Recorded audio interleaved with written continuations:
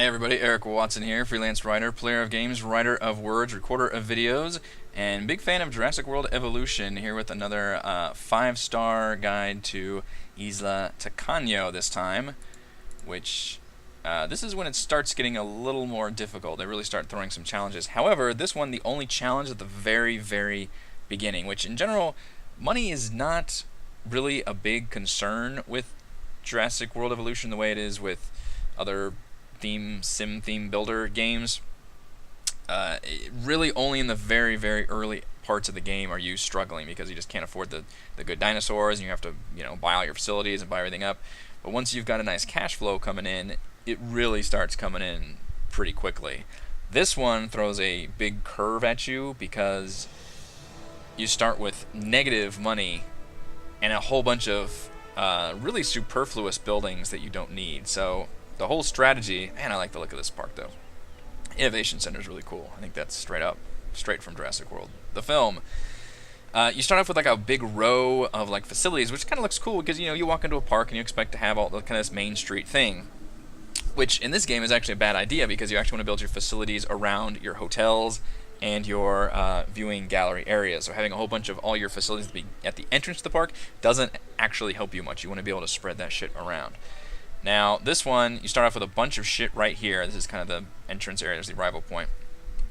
My advice is you have to sell almost all of that in order to be able to just afford to start playing, because you start with like negative however much money and you're getting like a bunch of negatives every turn. So you have to really sell this. I think if you sell this one, it literally gives you like $1 million or something, which is not that much in this game. So sell all of that. And I believe it starts you off with a monorail. You can sell most of that monorail because you won't need one for a while. And it sucks because you do want that stuff eventually, but you don't need it. Like, I just straight up rebuilt this after a while, but you don't need it at the beginning of the game. So sell a bunch of that shit, start over. You do start, I believe you start with this facility right here, this enclosure, and start pumping out those Struthamimus.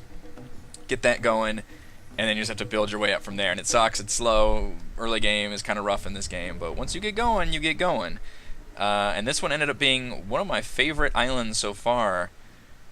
Just the way the layout is designed, it's kind of shaped like a horseshoe kind of a thing, maybe like a kidney. It's just very not as extreme as the next island I'll show you, but this is kind of a long curve with the entrance kind of right in the middle. So the monorail ends up splitting. This is kind of like the middle of it right here. And I ended up expanding both north, because I believe they give you this main road going north and then to the west. I'm just orienting whatever way I'm looking at right now. There's no like mini map.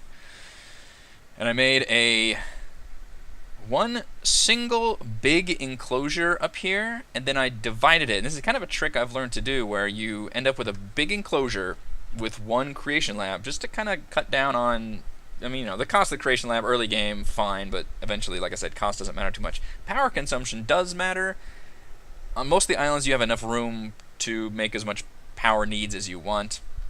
But in any case, and size is a very, this takes up a big chunk of space, so you want to be able to reuse it. So what you can do, because fences are really easy to build and basically instantaneous, is I literally, whenever I want to build a dinosaur in this enclosure, I'll just cut this off right here and delete this, and then whenever I want to build up here, I'll cut this off and delete, which is why it looks really weird right now, because I just did that for up here. And what I did is I literally divided this into carnivore and herbivore, with just a big ol' herbivore. So is actually kind of a medium one. There's some Diplodocus and Chasmosaurus, a single Ankylosaurus over there, and then our buddy T-Rex up here, which T-Rex, for as awful as his comfort threshold is actually not too hard, where are you, to keep happy, provided he has a big enough space to where none of his stuff is really agitated. He has to have just a little bit of forest and then a lot of grassland. So as long as you have a big enough space for him, he's pretty much golden, or she, I should say she, because all the dinosaurs are female. And gives you a nice star rating. You can see this one, I'm actually rocking a pretty permanent 5-star rating here, which usually on the other videos I've done, it's, bounces between 4 and 5. But T-Rex has been instrumental in that. But yeah, it really helps, and occasionally you can feed T-Rex other dinosaurs to boost the combat rating and whatnot. But otherwise, this is kind of a nice little, just big enclosure. Plenty of views here. Where's my dinosaur visibility? Covering, pretty much all the areas. And then obviously the monorail up here. The ugly thing is I initially used this area to just dump my power stations, so it just looks like Power Station City over here. And then I was like, oh wait, I need this space for another enclosure, and then some facilities. So, oh well.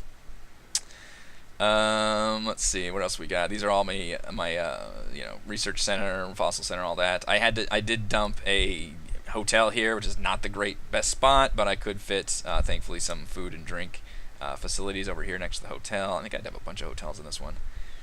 Monorail, again, because it ups your visibility, you can see right there, you want to have your monorails go over your dinosaurs for added benefits. The starter zone ended up being just a mixture of kind of low population herbivores, which is usually your Pachycephalosauruses, your Dracorex, and like a Triceratops or a couple Torosaurus or something like that. Kind of similar to what the one up there is with the Diplodocus. In here, I believe is Deinonychus. Yeah, just a bunch of Deinonychus, which are basically low-rent velociraptors that are not nearly as big of a pain in the ass. So I actually like them quite a bit. They have a nice little kind of thin zone right here. It's difficult to, you can see here, this is the only workable space you have, so I really had to just kind of fit it in there. And a lot of the challenge in this game is working with the limited space you have on these islands, at least until we get to the final of the 5 islands. Isla Sorna, which is gigantic. And then the one final enclosure I have, this is just straight up one big mixed herbivore enclosure. Oops, I need to refill these, don't I? And this was, as you can't tell, the last one I built because it's the furthest away from my starter zone.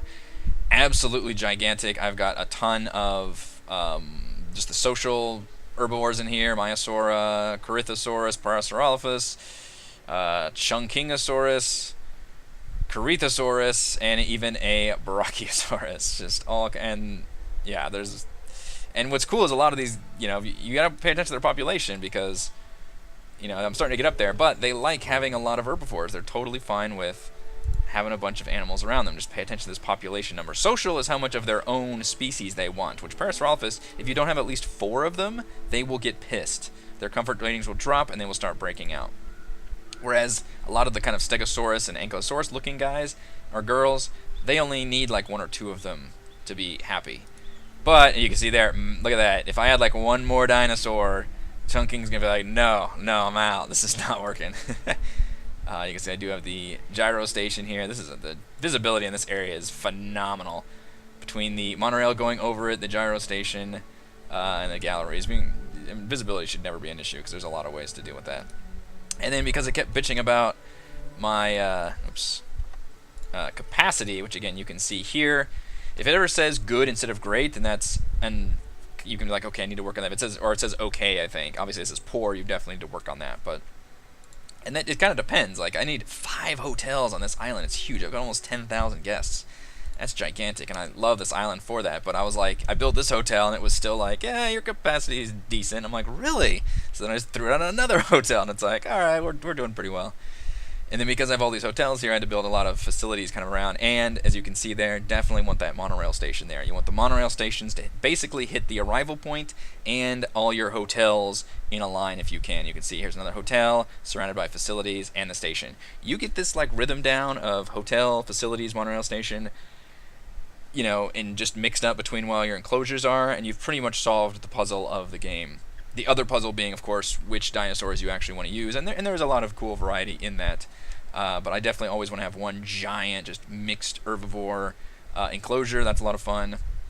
And then probably like, 2 to 3 herbivore or carnivore enclosures, which I think this one just have the Deinonychus and then the T-Rex up there.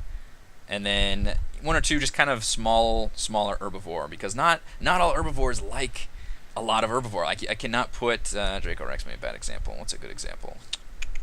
Where was that? Ankylosaurus. Ankylosaurus, for example, if I put Ankylosaurus in the other one that had like 20 herbivores, it would be out. It would be dunzo. Like it does not want that many other. God, look at Chasmosaurus. You need at least like 3 of them, but God help you if you have like more than 5. Like just very, very specific herd that they want in there. Where are you, Ank? There he is in the corner. But you can see, look at that population, real low. And in fact, whatever it is right now, I could probably only put another 2 dinosaurs in here, and there's not that many before Ankylosaurus starts getting pissed. So pay attention to that population rating.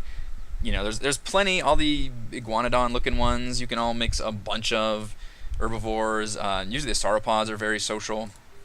You see, look at that population number is insane.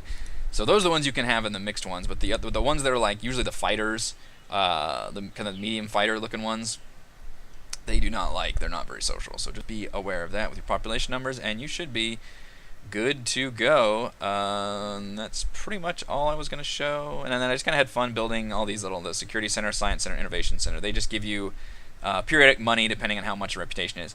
Money, by the time you're building these, money's not really a concern. Look at this. I mean, I've been playing this one way too long. 125 million. I don't give a shit about money right now. I just like it because it looks cool.